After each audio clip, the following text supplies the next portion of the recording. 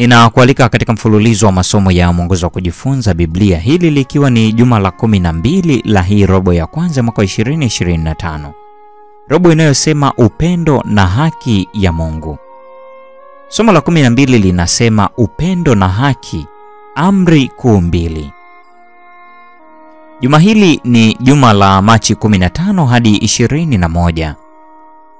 Katika sabato mchana mwandishi anatuelekeza kusoma Mathayo 22 ya 34 hadi 40, Zekaria 7 ya 9 hadi 12, Zaburi ya 82, Mika sura ya 6 aya 8, Mathayo sura ya 23 ya 23 hadi 30, Luka mtakatifu sura ya 10 aya 25 hadi 37.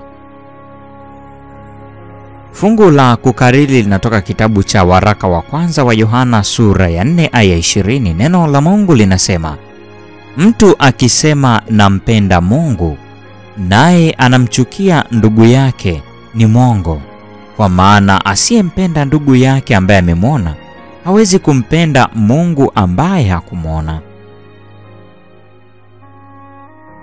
Ingawa tuna imani kwamba Mungu atafanya mambo yote kuwa sawa hatimaye, bado kile tunachofanya ni muhimu kama Wakristo hapa na sasa.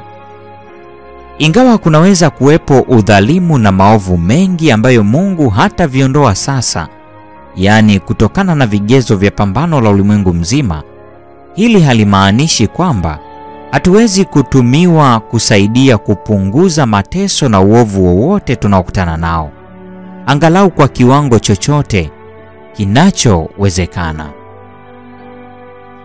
Kwa kweli tunawajibika kama Wakristo kufanya hivyo. Kama tulivyoona, upendo na haki vinakwenda pamoja, havitenganishwi. Mungu anapenda haki, kwa hiyo ikiwa tunampenda Mungu, tutapenda haki pia. Vivyo hivyo, tukimpenda Mungu tutapendana sisi kwa sisi.